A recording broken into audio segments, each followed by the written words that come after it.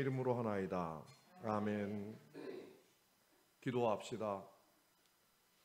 전능하신 하느님, 주님께서는 모든 사람의 마음과 소원을 다 아시며 은밀한 것이라도 모르시는 바 없사오니 성령의 감화하심으로 우리 마음의 온갖 생각을 정결케 하시어 주님을 진심으로 사랑하고 주님의 거룩하신 이름을 공경하여 찬송하게 하소서. 우리 주 예수 그리스도의 이름으로 기도하나이다. 아멘. 형제 자매 여러분, 우리는 이 거룩한 성찬예를 합당하게 드리기 위하여 서로 화목하며 겸손한 마음으로 우리 죄를 고백합시다.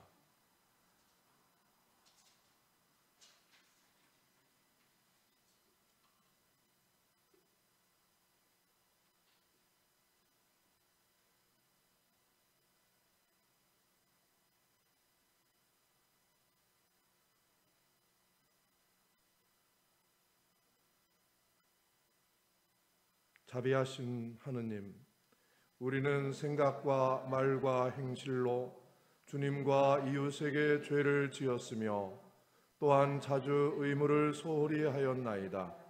주여, 우리 죄를 용서하시고 우리로 하여금 예수 그리스도 안에서 새로워지게 하소서.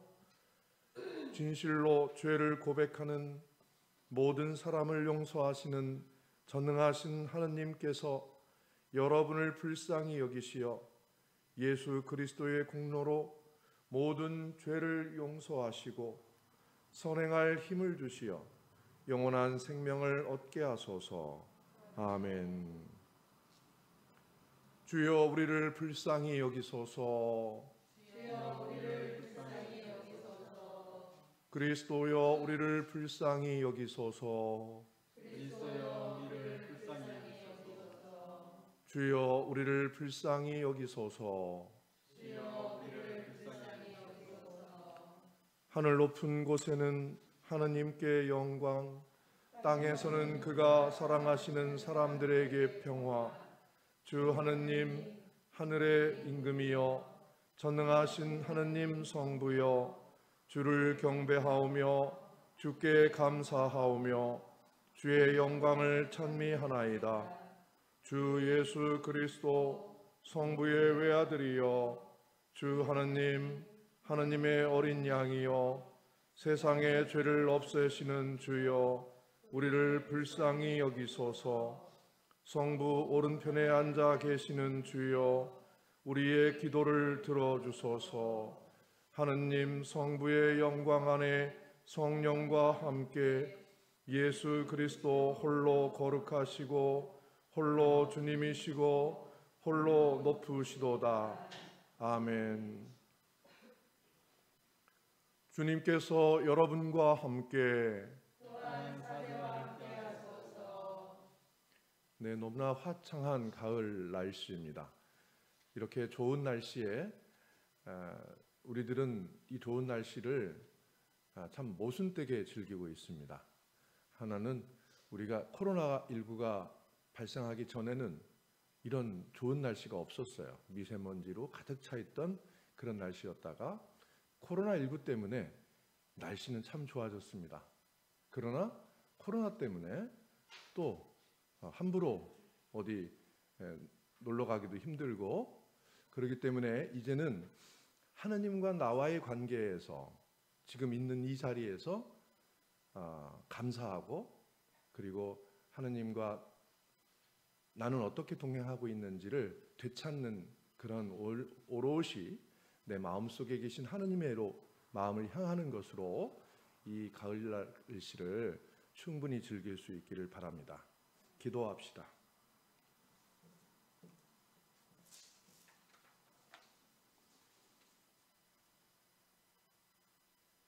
구원의 하느님, 주님께서는 우리에게 항상 기뻐하라고 말씀하셨나이다. 비오니 우리가 언제나 감사하는 마음으로 기도하고 간구하며 오직 사랑으로 주님과 이웃을 섬기며 살게 하소서. 성부와 성령과 함께 한 분 하느님이신 우리 주 예수 그리스도의 이름으로 기도하나이다. 아멘. 제1독서 낭독해 주시기 바랍니다.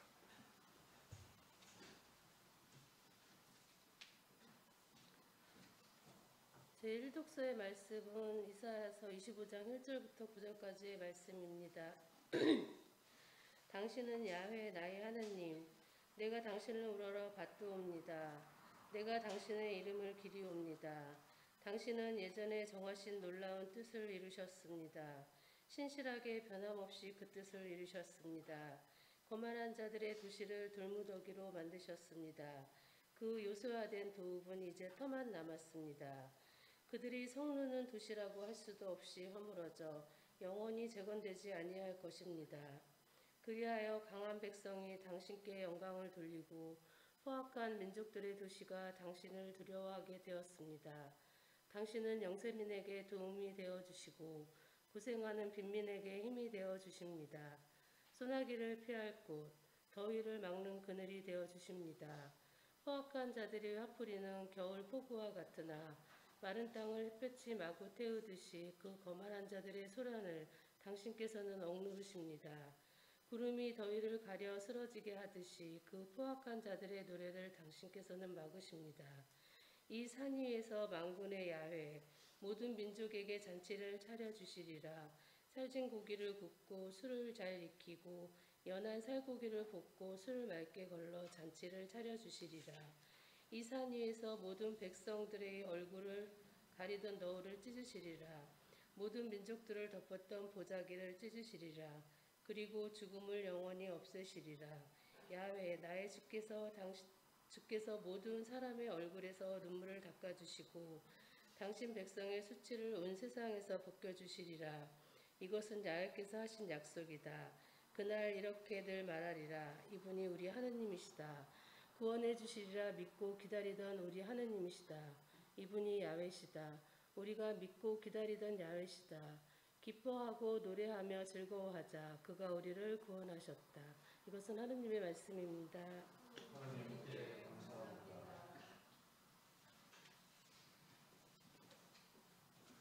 증개성시 시편 23편입니다. 주님은 나의 목자시니 아쉬울 것 없소라.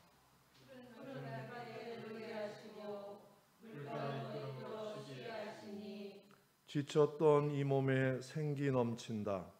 그 이름 목자이시니 인도하시는 길 언제나 곧은 길이요. 나 비록 공산한 죽음의 골짜기를 지날지라도 내 곁에 주님이 계시오니 무서울 것 없어라. 당신의 막대기와 지팡이로 인도하시니 걱정할 것 없어라. 원수들 몰락 앞에서 상을 차려주시고 기름 부어 내 머리에 발라주시니 내 잔이 넘치옵니다. 한평생 은총과 복에 겨워 사는 이 몸 영원히 주님 집에 거하리이다. 영광이 성부와 성자와 성령께 처음과 같이 지금도 그리고 영원히 아멘.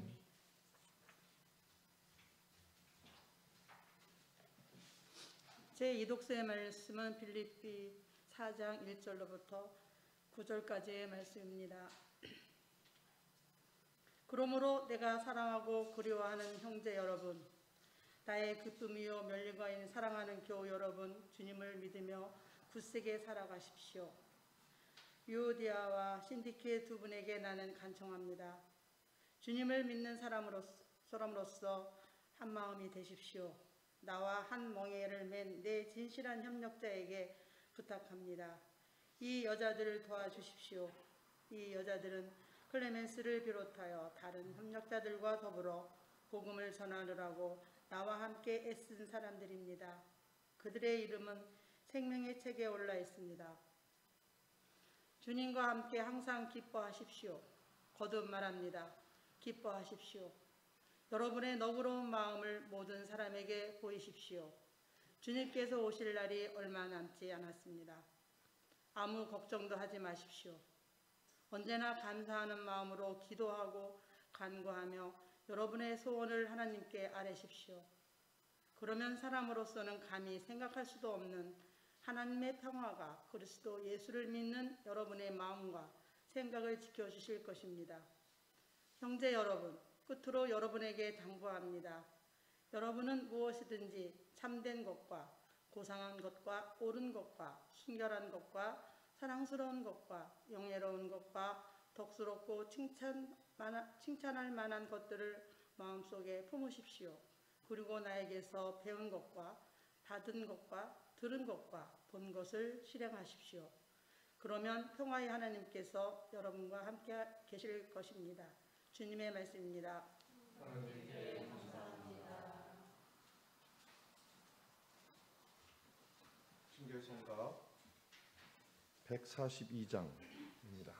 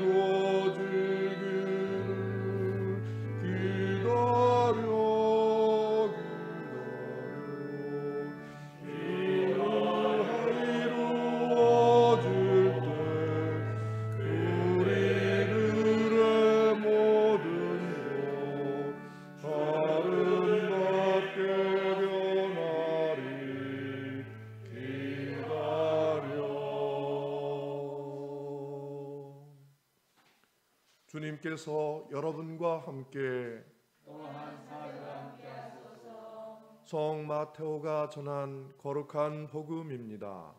주님께 영광을 드립니다. 예수께서 또 비유를 들어 그들에게 말씀하셨다. 하늘나라는 어느 임금이 자기 아들의 혼인잔치를 베푼 것에 비길 수 있다. 임금이 종들을 보내어 잔치에 초청받은 사람들을 불렀으나 오려 하지 않았다. 그래서 다른 종들을 보내면서 초청을 받은 사람들에게서 가서 이제 잔치상도 차려놓고 소와 살진 짐승도 잡아 모든 준비를 다 갖추었으니 어서 잔치에 오라고 하여라 하고 일렀다. 그러나 초청받은 사람들은 대수롭지 않게 여기고 어떤 사람은 밭으로 가고 어떤 사람은 장사하러 가고 또 어떤 사람들은 그 종들을 붙잡아 때려주기도 하고 죽이기도 했다. 그래서 임금은 몹시 노하여 군대를 풀어서 그 살인자들을 잡아 죽이고 그들의 동네를 불살라 버렸다. 그리고 나서 종들에게 혼인잔치는 준비되었지만 전에 초청받은 자들은 그만한 자격이 없는 자들이었다. 그러니 너희는 거리에 나가서 아무나 만나는 대로 잔치에 청해 오너라 하고 말하였다. 그래서 종들은 거리에 나가 나쁜 사람, 좋은 사람 할 것 없이 만나는 대로 다 데려왔다. 그리하여 잔치집은 손님으로 가득 찼다. 임금이 손님들을 보러 들어갔더니 예복을 입지 않은 사람이 하나 있었다. 그를 보고 예복도 입지 않고 어떻게 여기 들어왔소? 하고 물었다. 그는 할 말이 없었다. 그러자 임금이 하인들에게 이 사람의 손발을 묶어 바깥 어두운 데 내쫓아라. 거기서 가슴을 치며 통곡할 것이다. 하고 말하였다. 부르심을 받은 사람은 많지만 뽑히는 사람은 적다. 주님의 말씀입니다. 그리스도를 찬미합니다. 모두 자리에 앉아주시기 바랍니다.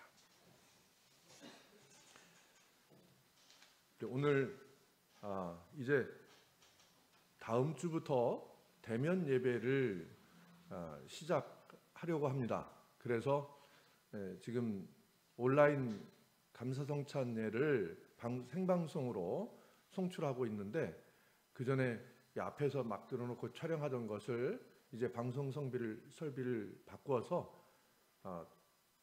전체 보통 때의 대면 예배를 하듯이 하면서 촬영을 할 수 있는 장치를 갖추었습니다. 그런 처음으로 이렇게 드리는 예배이기 때문에 한번 이제 어떻게 될지, 이렇게 제가 한편으로는 예배에 집중이 잘 안 돼요. 그 예배를 봐야 되고 또 막 이 기계 설비 장치를 어떻게 돌아가야 되는지 이런 걸 신경 쓰고 막 이러느라고 사실 그런 것들이 좀 핑계가 있습니다. 어쨌든 좀 그런 인사말을 벌써 이렇게 잡담처럼 제가 드리게 됐는데요. 먼저 오늘은 여러분들에게 부르심과 선택받음이라고 하는 주제를 가지고 여러분들에게 말씀을 전하고자 합니다. 오늘 혼인잔치의 비유라는 이 혼인잔치의 비유, 요즘에 비유 이야기를 계속 복음서에서 읽고 있는데, 비유의 이야기는 가만히 들여다보면 참으로 엄중한 얘기고, 또 얻을 땐 참으로 이거 쉽게 들을 수 있는 이야기가 아니구나 하는 그런 생각이 들 정도로 아주 날카롭고 그리고 섬뜩한 그런 말씀도 있습니다. 오늘 맨 마지막에 부르심을 받은 사람은 많지만 뽑히는 사람은 적다. 이 말씀이 가지고 있는 그 의미가 우리들에게 어떤 의미일까 하는 것을 깊게 생각하지 않을 수 없는 그런 단어입니다. 이것 때문에 종교개혁이 일어났습니다. 이것 때문에 종교개혁이 일어났을 때 이 말씀 때문에 갈라졌습니다. 우리 유럽의 기독교의 역사가 그런 것들이 계속해 지금까지 이 성경이 가지고 있는 그런 의미 때문에 수많은 이단들이 생겨났습니다. 그리고 이단들은 바로 이 말씀을 가지고 당신 그 교회에 옳지 않으니까 우리 교회로 와라 하는 그런 논리로 이 말씀을 가지고 사용하죠. 우리가 지금 이제 신천지가 코로나 때문에 그렇게 커다란 우리의 위협이 이제 현재 조금 우리의 시야 바깥에서 좀 벗어났지만, 기독교인들에게, 한국 기독교인들에게 가장 큰 공포는 아마 신천지 이단의 공포였을 것 같습니다. 지금도 그 신천지 이단에 들어간 자기 자녀들을 찾지 못해서 돌아오지 않는 자녀들을 기다리는 어머니들의 모임이, 부모님들의 모임이 있을 정도입니다. 우리 성경에는 그런 얘기가 많이 있죠. 형제와 형제가 맞설 것이며 자식이 부모에게 맞설 것이며, 이런 아주 무시무시한 이야기들이 있기 때문에 그걸 그대로 갖다 적용하는 겁니다. 그러니까 가정이 파탄이 되고 가정에서 종교적인 문제로 평화로운 가정이 되는 게 아니라 가정이 종교 문제로 갈등을 빚고 싸움을 하게 되는, 가정만 그런 게 아니라 그것이 사회로 번져나가서 사회에서 서로 싸움을 일으키는 종교가 되었습니다. 이게 성경을 잘못 이해하고 오해한 그런 결과이죠. 근데 단지 성경을 잘못 오해하고 이랬다 이렇게만 얘기하기엔 너무나 책임이 이렇게 없죠. 사실은 우리 모두가 함께 성서를 읽을 때 우리가 어떤 마음으로 읽었는지를 서로 내놓고 나누지를 않아서 그렇습니다. 사실은 어떤 말씀이든지 말씀이 우리를, 하느님의 입에서 나오는 말씀 아니면 우리 입에서 나가는 말이 다른 사람들에게 그 사람을 변화시키거나 도움을 주는 케이스는 별로 없습니다. 사실은 공격하고 그에 상처를 주게 되죠. 왜냐하면 서로 입장이 다르기 때문에 그렇습니다. 입장이 달랐을 때 말을 함부로 하게 되면 나는 좋은 말로 말을 한 거지만 듣는 사람은 그것에 상처를 입게 되죠. 우리의 말이 가지고 있는 위험성입니다. 그래서 야고보서는 혀를 조심하라 이렇게 이야기를 하기도 하죠. 어쨌든 오늘 부르심을 받은 사람은 많지만 뽑힌 사람은 적다 하신 이 말씀은 너무나 우리에게 무서운 말씀입니다. 또 예수님은 그런 냉철하게 아주 차갑게 그렇게 말씀하신 부분이 많이 있습니다. 근데 왜 예수님이 이렇게 말씀하셨을까 하는 것들을 그 예수님이 처해 있는 상황에 비추어서 예수님을 이해하지 않으면, 이 말만 가지고 예수님을 이해하면 예수님의 말이 아니라 이 말을 갖다가 자기 걸로 만들어 하는 우리의 말이 되는 것이기 때문에 말이 다른 사람에 가서 몽치가 되고 다른 사람의 가슴을 찌르는 비수가 되는 그런 말이 되는 거죠. 이렇게 말을 잘못 다스리는 종교가 결국은 세상을 평화롭게 하지 않고 세상을 해치는 것입니다. 우리는 혹시 이 말씀, 성경에 있는 말씀을 예수님의 말씀으로 제대로 전하고 있는지를 한번 생각해 볼 필요가 있습니다. 오늘 예수님이 하시는 이 말씀의 취지는 그렇습니다. 혼인잔치의 비유를 끄트머리에 이렇게 말씀하셨어요. 혼인잔치의 비유는 그렇습니다. 잔치를 차려놨더니 초청을 한 사람들은 모두 다 요즘 말로 튕겨요. 다시 말하면 초청할 만한 상대가 됐으니 좀 정중하게 와서 초청을, 우리 잔치에 와서 참여해 주십시오 라고 초청을 했는데 정작 초청받은 사람들이 바쁩니다. 이 핑계 저 핑계 대고 오지를 않는 거예요. 그러니까 잔치를 한 이 손님은, 이 주인은 그냥 모든 사람들을 아무나 다 자리를 다 차지하도록 다 모든 사람들을 다 불러들였습니다. 이게 이제 이 말씀이 딱 의미하는 바는 예수님 당시 사람들은 무슨 말인지 알았습니다. 하느님이 유대인들을 사랑해서 유대인들을 통해서 온 세상 민족을 구원하시고자 유대인들의 역사 속에서 하느님이 유대인을 이끌어 갔습니다. 근데 유대인들이 하느님의 이 말씀, 즉 하느님이 유대인들을 선택하고 초청했다는 이것을 혼인잔치에 비유한 거죠. 근데 정작 하느님이 유대인들의 관심을 가지고 초청했는데 유대인들은 관심이 없었습니다. 하느님의 말씀을 떠나 있었습니다. 마치 지금 예수님과 한국 기독교회가 비슷한 그런 관계죠. 우리는 엄격하게 생각을 해봐야 됩니다. 근데 그러니까 예수님이 초청받은 사람들이 초청을 하지 그 자리를 채우려고 하지 않을 때 이제까지 율법도 주고 또 여러 가지 관례와 여러 가지 예배의 전통이나 이런 것들을 다 주어서 하느님의 나라를 준비하려고 준비시킨 사람들이 오지 않는다면 이제 준비 안 된 사람들 모두를 다 그 잔치를 채우겠다. 하늘나라라고 하는 것은 바로 하느님께서 꿈꾸는 세상입니다. 하느님께서 이룩하시려고 하는 창조의 완성이죠. 그 창조의 완성은 언제 될까요? 사실은 하느님한테는 창조하는 순간이 창조의 완성입니다. 그렇죠? 우리 인간들이 볼 때는 그것이 이제 하느님이 완성할 때를 기다리는 것이지만 하느님께서는 창조하는 순간 창조의 완성이 되는 거예요. 그래서 우리를 부르시는 순간 사실은 하느님께서 그에게 모든 생명의 책에 기록할 수 있는 모든 특권을 주셨습니다. 그런데 유대인들도 그것을 거절했고 오늘 마지막에 그래서 다 채워놓고 어중이 떠중이라고 할 수 있겠죠. 이 성경에는 어중이 떠중이에 맞는 말로 사용했습니다.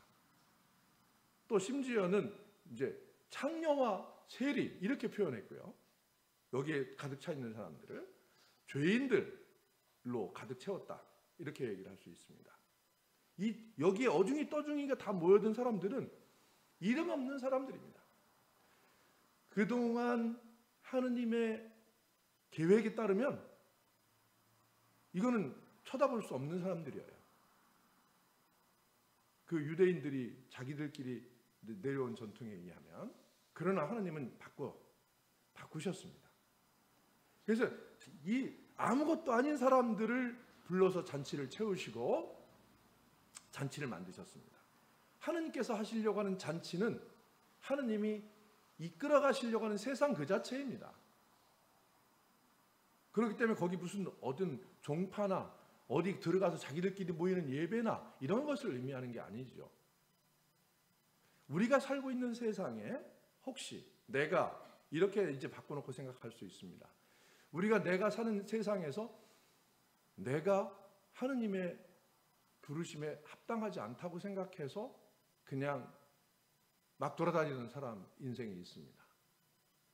그러나 어느 순간 하느님의 부르심을 받아서 하느님 앞에 나오게 됐어요. 근데 꼭 마치 우리 성공의 신자들을 얘기하는 것 같아 죄송합니다만 그냥 왔다리 갔다리 친구 따라 가서 다니다가 이게 내가 교회를 다니는 건지 아니면 그냥 교회가 사람을 만나러 점심 먹으러 가는 건지 이게 모르는 정도로 다닌다고 스스로 얘기할 정도가 돼 있는 사람들조차 하나님이 인정해 주십니다. 그런데 그 안에서 그렇게 하나의 내 생활을 하다 보면 거기에 하나님의 부르심이 무엇인지를 알게 되는 순간이 오게 되죠. 그거는 어떤 순간이냐면 바로 내 마음속에 일어나는 하나님과 나와의 만남의 사건입니다. 그런 사건을 통해서 저마다 다 각자의 신앙생활을 하고 있습니다. 어떤 사람은 자기의 고유한 그런 스타일로 하나님을 만나고 어떤 사람은 어떻게 만나요. 그러나 우리가 이렇게 모이면 어떡합니까? 다 그냥 그런 얘기는 안 하고 사회적인 얘기만 하죠. 우리 교회 와서 그죠? 아유 뭐 잘 지내셨어요? 뭐 어디 날씨가 좋습니다. 뭐 건강하십니까? 신앙하고 전혀 상관없는 얘기만 하는 거예요. 왜 그럴까요? 말씀이 두렵기 때문에 그렇습니다. 상처가 될까 봐 그러기도 하고 또 내가 하느님을 만난 이야기들을 나누는 것이 아직 어설퍼요. 그리고 나누는 게 잘 안 돼요.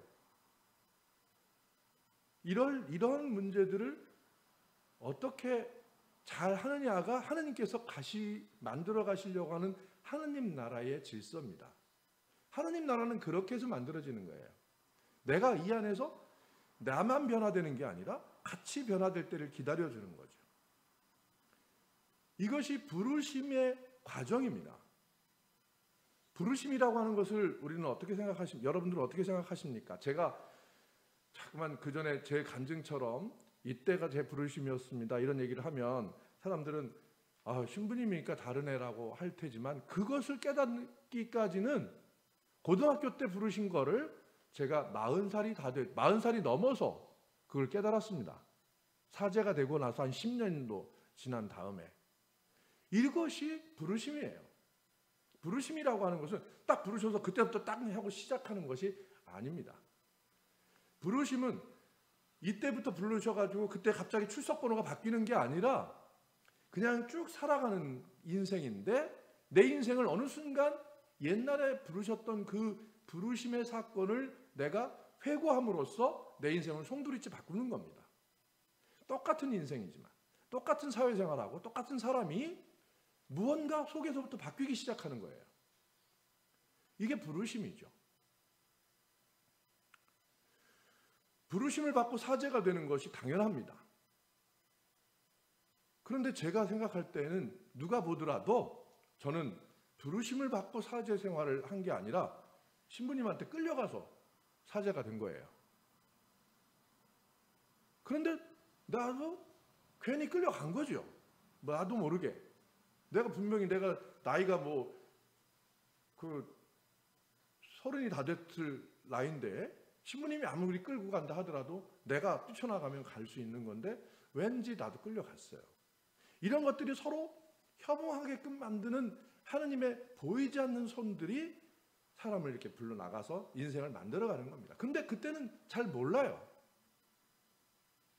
그런데 나중에 생각해 보면 그런 사건들이 내가 모르던 하나님의 손길에 의해서 내가 불러졌구나 라고 하는 것들을 깨닫는 거죠. 그래서 하나님은 부르심이지만 우리는 불려진 것입니다.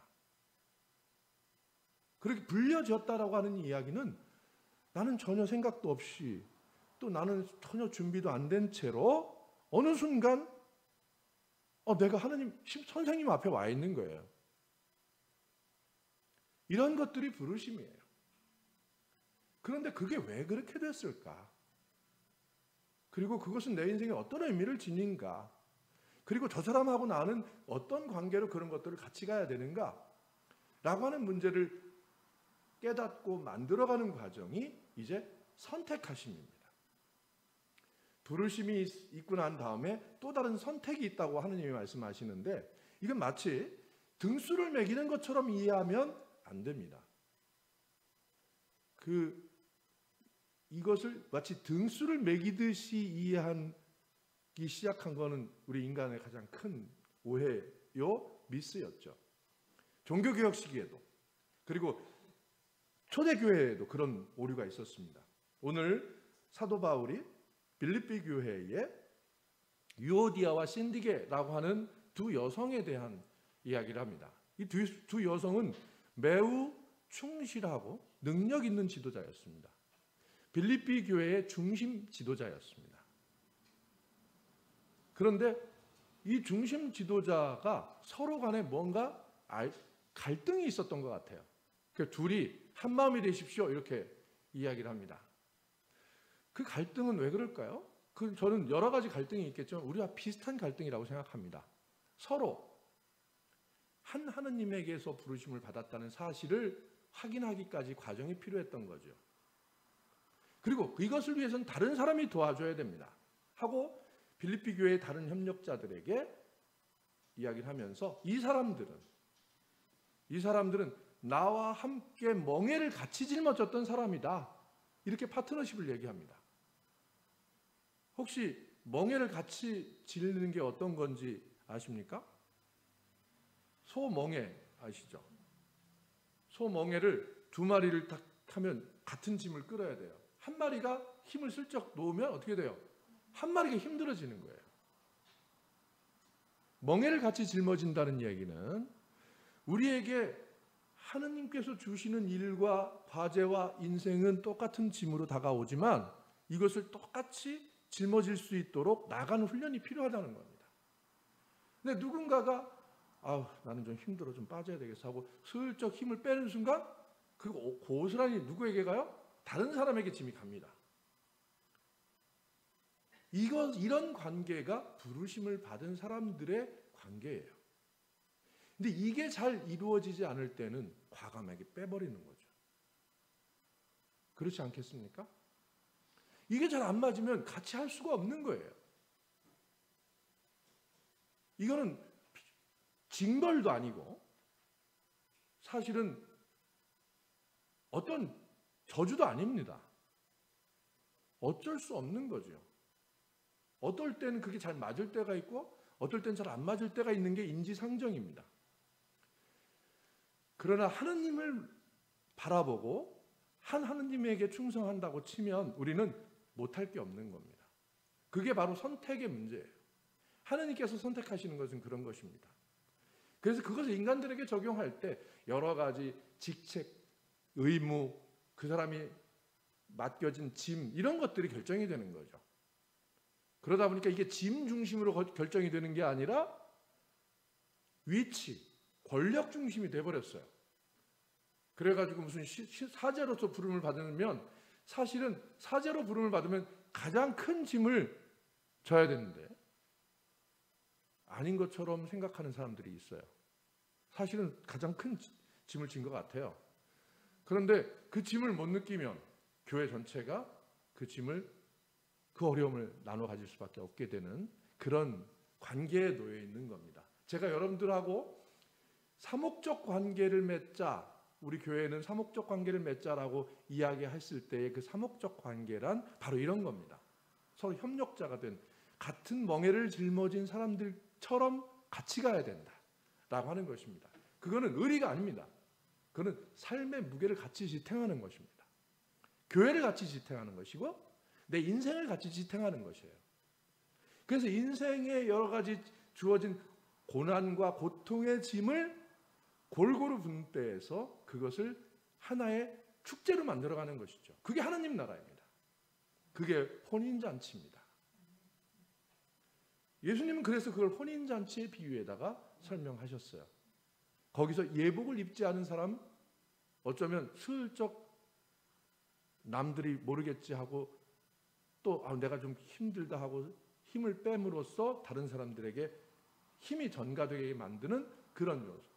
또 어떤 사람들이 막 힘을 다른 방향으로 쓰는 바람에 같은 방향으로 못 가게 하거나, 이런 여러 가지 요소들이 멍에를 같이 짊어진 사람끼리 관계는 있습니다.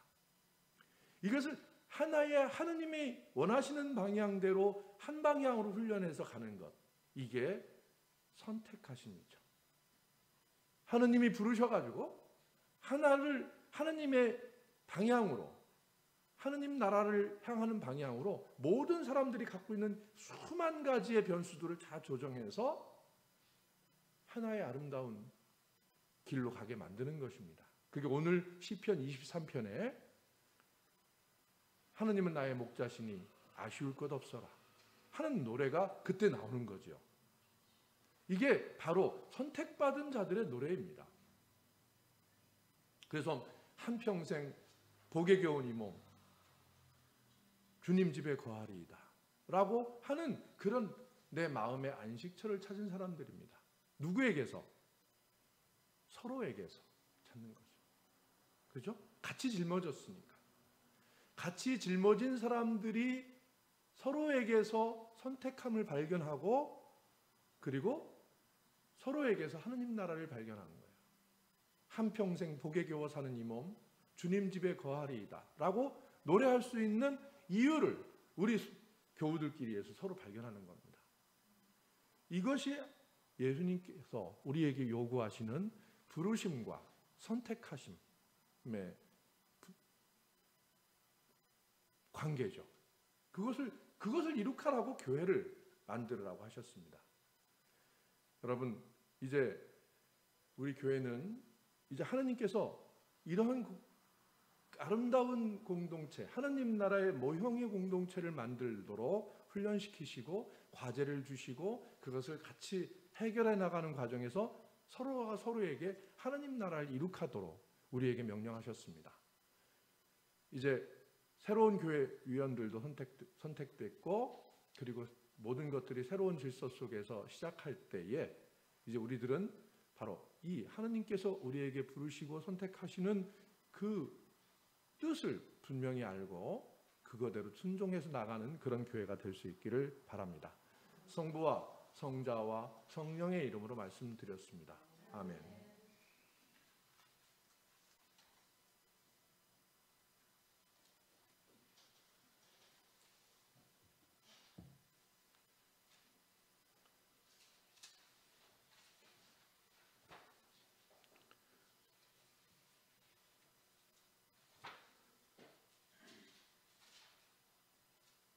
사도신경으로 우리의 신앙을 고백합니다.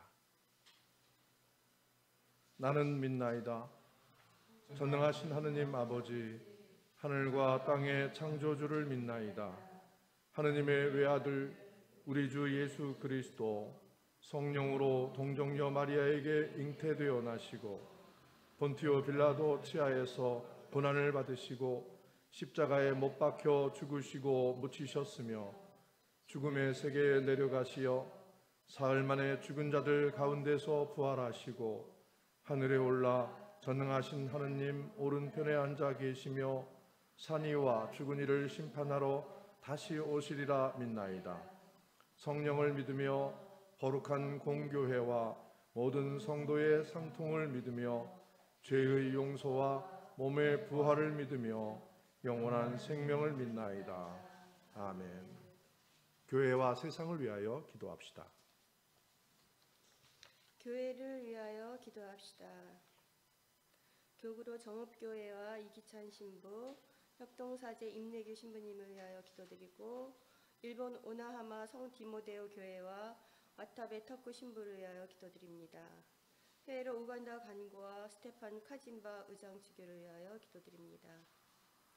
주여 진리와 일치의 은총으로 항상 온 교회를 감화하시어 모든 성직자, 특별히 우리 주교 유무세와 오키프리안 사제와 모든 교인들이 서로 화목하며 합심하여 세상에 복음을 전함으로써 주님의 영광을 나타내게 하소서.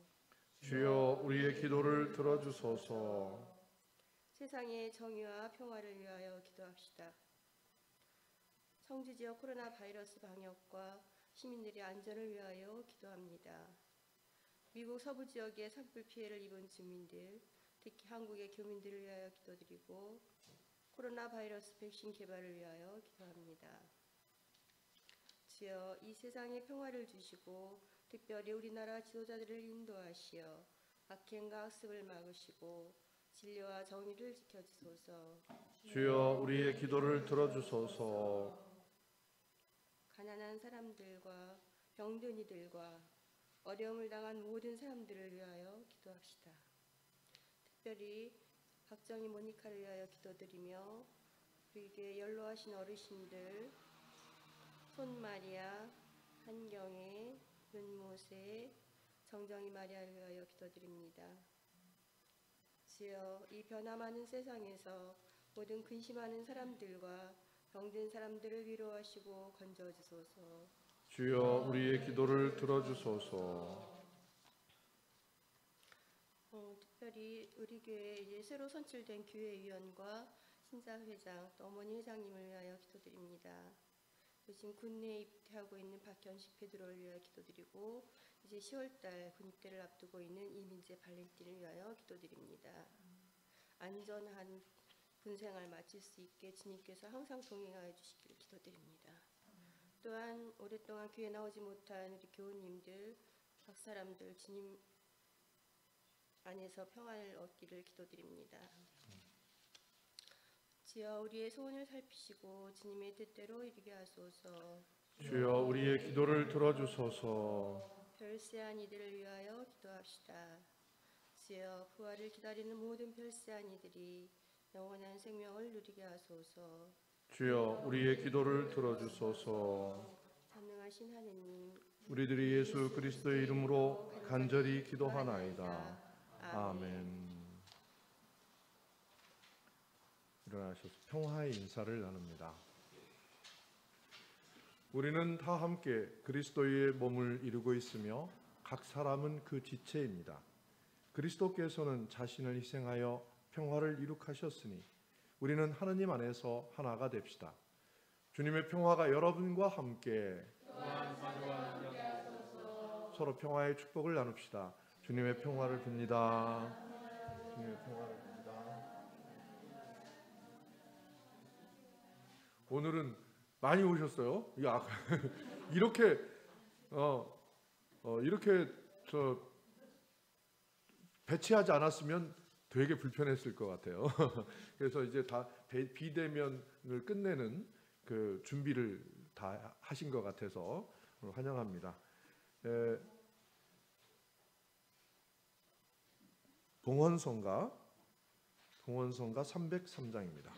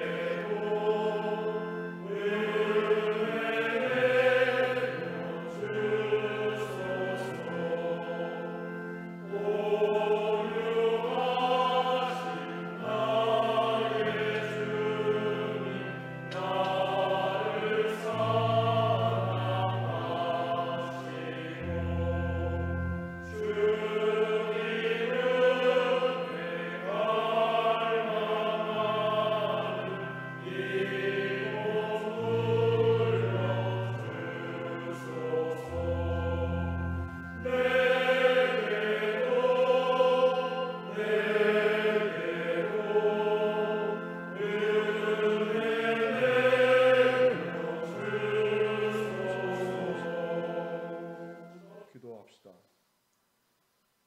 인자하시고 자비로우신 하느님, 주님께서는 우리의 부족함을 채워주시고 생명의 말씀과 천상의 빵을 먹여주시니 우리가 감사함으로 드리는 이 예물을 받아주소서. 아멘.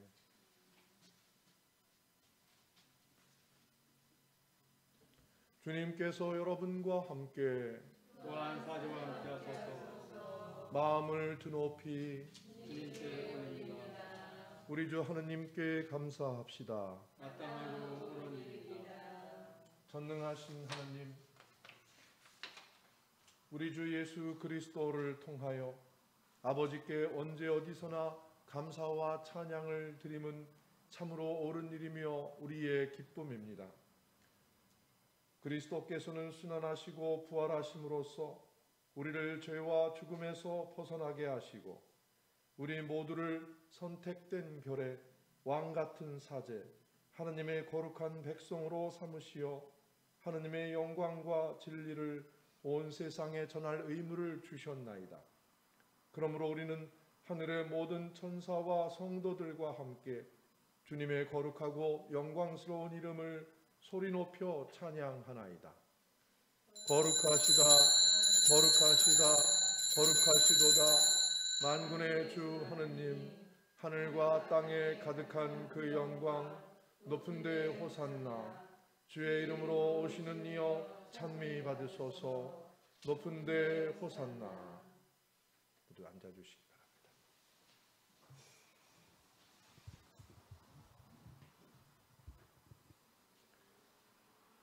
모든 영광을 받으실 전능하신 하느님, 지극한 사랑으로 외아들 예수 그리스도를 이 세상에 보내셨으며 그리스도께서는 우리 구원을 위하여 십자가에 달리시고 세상의 죄를 없애기 위하여 자신의 몸을 단 한 번 온전한 희생 제물로 드리셨나이다.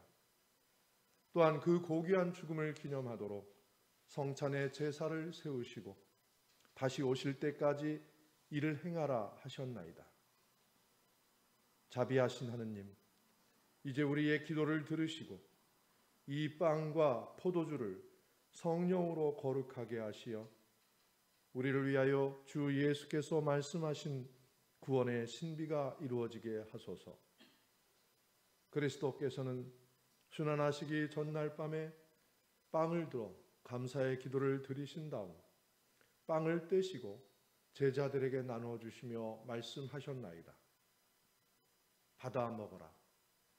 이것은 너희를 위하여 주는 내 몸이니 나를 기억하여 이 예를 행하라.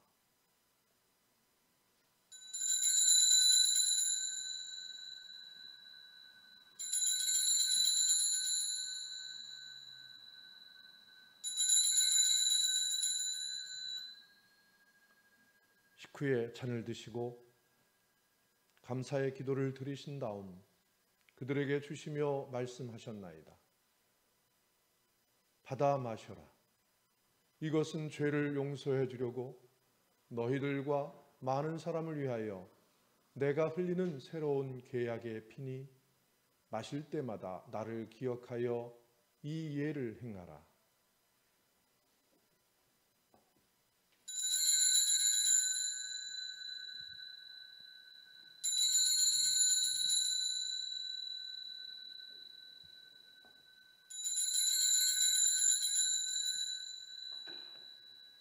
우리는 신앙의 신비를 선포합니다. 그리스도는 죽으셨고 그리스도는 부활하셨고 그리스도는 다시 오십니다. 그러므로 우리는 예수 그리스도의 순환과 죽으심, 부활과 승천하심을 기억하며 그리스도께서 다시 오실 때까지 이 빵과 포도주를 감사와 찬양의 제물로 드리나이다. 간절히 구하오니 정성을 다해 드리는 우리의 감사제를 받으시고 온 세상의 교회가 예수 그리스도의 순환과 죽으심으로 이루신 구원의 은총을 얻게 하소서. 또한 이 생명의 빵과 구원의 잔을 받는 모든 이에게 성령을 내리시어 하늘의 축복을 나누게 하시고 자신의 몸과 영혼을 하느님께 드리어 합당한 산 제물이 되며 예수 그리스도와 한 몸이 되게 하소서. 전능하신 하느님은 그리스도를 통하여 그리스도와 함께 그리스도 안에서 성령과 하나 되어 온갖 영예와 영광을 영원토록 받으시나이다. 아멘.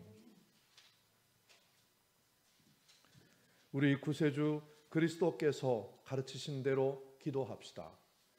하늘에 계신 우리 아버지, 온 세상이 아버지를 하느님으로 받들게 하시며 아버지의 나라가 오게 하시며 아버지의 뜻이 하늘에서와 같이 땅에서도 이루어지게 하소서.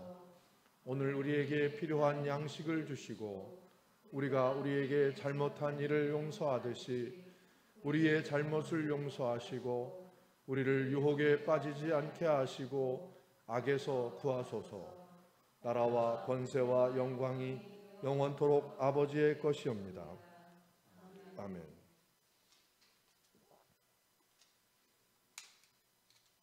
우리는 이 빵을 떼어 주님의 성체를 나눕니다. 우리는 서로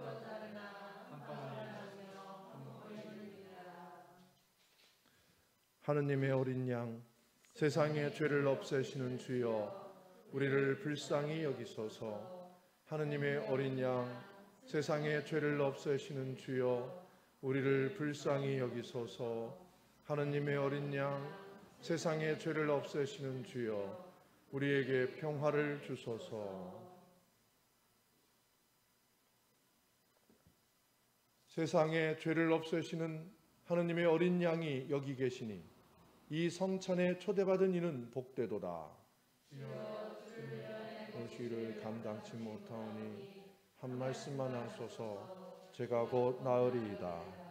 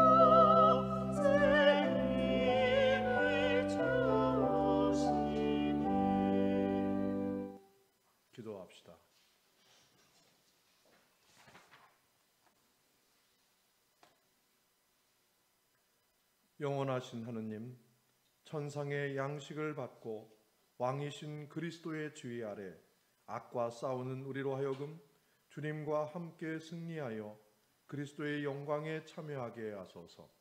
우리 주 예수 그리스도의 이름으로 기도하나이다. 아멘.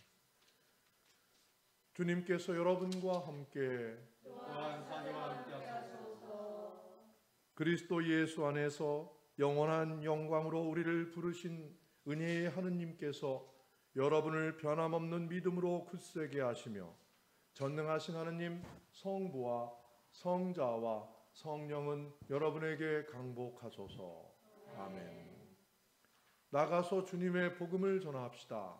그리스도의 이름으로 아멘. 모두 교회 소식 듣겠습니다. 안녕하세요.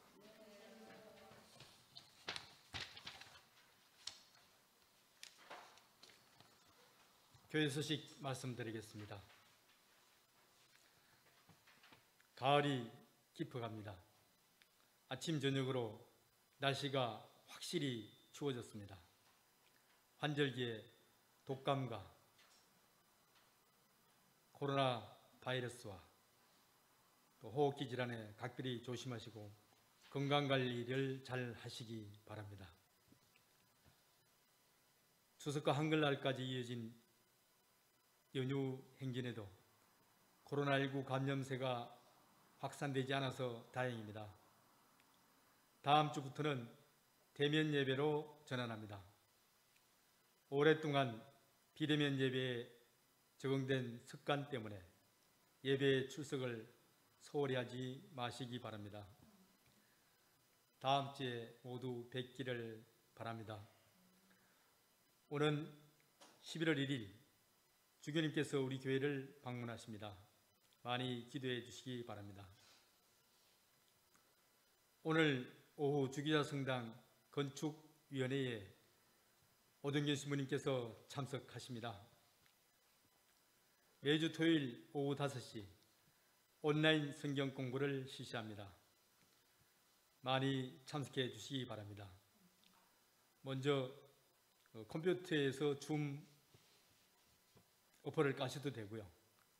또 핸드폰에서 줌 어플을 깔고 온라인 성경 공부에 참여할 수 있습니다. 신부님께서 카톡에 올려주시는 그 주소를 클릭하시면 바로 참여할 수 있으니까 많이 동참해 주시면 고맙겠습니다. 이상 교회 소식 말씀드렸습니다. 감사합니다. 저희 온라인 성경 공부를 좀 이게 참여해보고 나면 효과적인 게 좀 있어요. 예.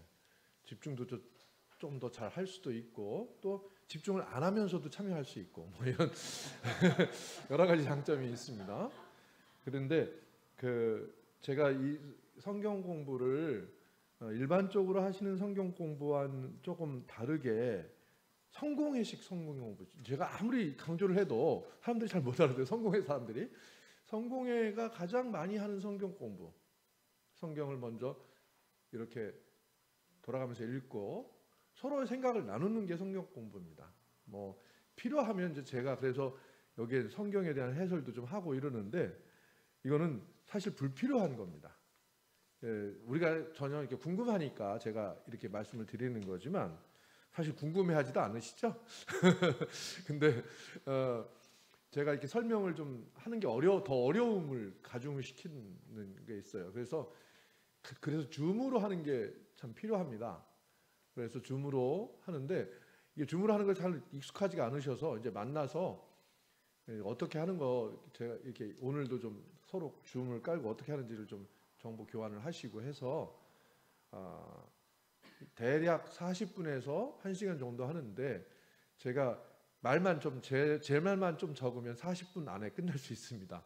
그래서 지금 줌에서 지금 1시간 넘다고 자꾸만 돈 내는 거 어떻겠냐고 자꾸만 이 정도 할 거면 돈 내시죠 뭐 이런 메시지가 와요. 근데 40분 안에 끝내야 거를 하면 공짜입니다. 그래서 공짜로 쓰는 줌을 통해서 우리가 최대한 효과적으로 온라인 성경 공부를 한번 해보자 하는 그런 것입니다. 그 성경 공부의 교재는 지금 세계 성공회가 이번 2019년 홍콩 성공회 협의회에서 제시된 성경 공부 교재를 가지고 제가 번역을 해서 지금 하고 첫 번째 시간 시작했습니다. 많이들 참석해 주시기 바랍니다. 모두 파송성가 453장입니다.